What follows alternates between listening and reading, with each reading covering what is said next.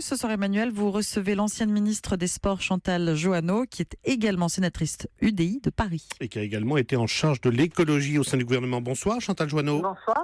Alors vous suivez de près ces questions d'environnement et je voudrais justement commencer par là avec les inondations et les crues qu'une partie de la France est en train de vivre. On entend dire ici ou là qu'il y a eu un manque de prévision face à la montée des eaux et que dans ce domaine on ne sait pas très bien faire de la prévention. Est-ce que vous partagez ces critiques ? Alors, prévision, prévention, c'est pas la même chose. Sur la prévision, c'était bien difficile de prévoir la vitesse de la montée de la crue, parce qu'il y a eu des exercices, mais qui en fait envisageaient une crue qui progressait beaucoup plus lentement que ce qu'on a vu. Ceci dit, il faudra quand même avoir un retour d'expérience, parce que vous savez que tout ça est géré un peu en amont par l'établissement public qui gère justement le fonctionnement des barrages. Et il faudra quand même avoir un retour d'expérience pour savoir est-ce qu'ils ont bien géré, comment est-ce que l'eau a été relâchée ou pas relâchée à bonne dose. Ensuite, il y a la prévention. Ça, c'est un autre sujet. On est très bon pour faire des exercices, on est très bon en gestion de crise. La France est probablement même un exemple européen dans ce domaine. Mais alors, par contre, pour la prévention, honnêtement, on peut mieux faire. Ça fait quand même des années qu'on construit en zone inondable. Ça fait des années qu'on fait des barrages et du béton pour prévenir les crues. Ça ne fait que reporter le problème. L'eau, quand elle doit passer, elle passe. Et si vous faites des barrages, eh bien, elle passe plus rapidement là où c'est bétonné. Et puis des inondations, du coup, sont en amont. Alors, ça touche peut-être moins de personnes. Ceci dit, là, on a vu que sur Paris, les conséquences étaient assez graves. Vous savez que depuis 1980, on a construit 100 000 logements en zone inondable. C'est quand même délirant. Et en Île-de-France. Ouais.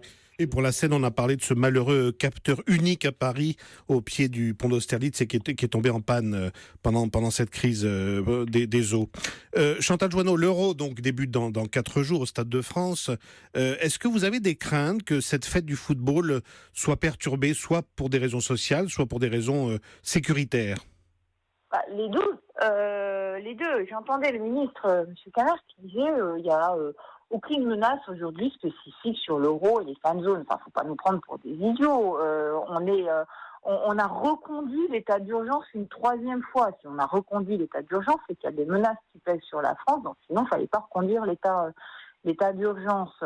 Quant aux mouvements sociaux, effectivement, il faudrait que les syndicats arrêtent de prendre en otage la France et les grands événements pour essayer de faire passer leur velléité avant même l'intérêt général. Donc, on peut pas dire, on a forcément des craintes. Ce serait totalement irresponsable de ma part de dire l'inverse. Maintenant, il y a 2 sujets. Il y a l'euro et les fan zones. Si vous étiez médiatrice dans le conflit pour parler des grèves, vous diriez plutôt à la CGT tout arrêter ou à la direction de la SNCF de céder ? J'ai clairement signé un appel pour demander à la CGT de tout arrêter. D'abord parce que les Franciliennes et les Franciliens galèrent suffisamment en ce moment. Ça fait quand même plusieurs jours, plusieurs semaines qu'ils galèrent. Et qu'avec les inondations, j'ai trouvé vraiment que les syndicats qui sont censés justement défendre la cause commune, l'intérêt général et la solidarité ont été, en tout cas la CGT, à contre-courant du message qu'ils portent. Quant à la SNCF, l'État, c'est même pas la SNCF d'ailleurs, c'est l'État a tout lâché à la SNCF. Ils ont tout lâché dans le cadre de ce conflit, laissant d'ailleurs sur la SNCF peser une dette qui sera payée par le contribuable. Donc je vois vraiment aujourd'hui que la CGT continue à tout bloquer au détriment vraiment de l'intérêt général. Je trouve que c'est justement créer un visage détestable du syndicalisme. Alors revenons à l'euro, parce que je sais que vous avez un point de vue très arrêté sur ces fan zones. Bonne idée ou risquée ? Moi j'ai un point de vue très arrêté sur les fan zones. Mauvaise idée dans le contexte actuel. Les forces de sécurité ont été prises par des manifestations d'une violence extrême. Ensuite, par le problème des inondations, par l'état d'urgence. Et maintenant, les fan zones. On a eu combien d'événements sportifs sans fan zone ? C'était quand même des grandes fêtes populaires. Les fan zones, ça s'impose absolument pas pour que l'euro soit une grande fête du sport, une fête populaire. Je trouve que c'est créer un problème, et alors surtout dans un pays qui vient de voter pour la 3e fois l'état d'urgence. Complètement, c'est caricatural. L'état d'urgence n'a aucun sens. Il ne fallait rien faire dans les villes où les matchs se disputent, ou même dans les villes où il n'y a pas de match ? il faut faire. Est-ce que dans les derniers événements, les grands événements, on a fait des fan zones? Il n'y en avait pas. Il n'y en avait pas. Est-ce que pour autant, ce n'était pas des grands événements sportifs? Enfin, je trouve que dans le contexte actuel, où on explique quand même, enfin, je suis sénatrice, on a voté la 3e reconduction de l'état d'urgence. On nous a expliqué qu'il fallait être responsable et que la France était toujours sur un niveau de menace extrême. Et là, on nous dit que malgré cette menace extrême, les fan zones ne sont pas un problème. Je trouve qu'il y a vraiment une contradiction dans le message du gouvernement qui est totalement incompréhensible.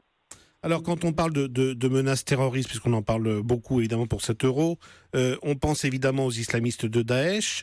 Dans le film qu'il sort ces jours-ci sur les combattants kurdes, vous avez peut-être vu que Bernard-Henri Lévy a filmé des villes tenues par les djihadistes, comme Raqqa notamment, et il affirme que Daesh a perdu tellement de terrain que le moment est mûr pour anéantir le mouvement islamiste en menant des attaques au sol. Chantal Jouanneau, de votre point de vue, est-ce que ce serait une solution que la France se batte aux côtés des armées irakiennes et syriennes pour accélérer la chute de Daesh?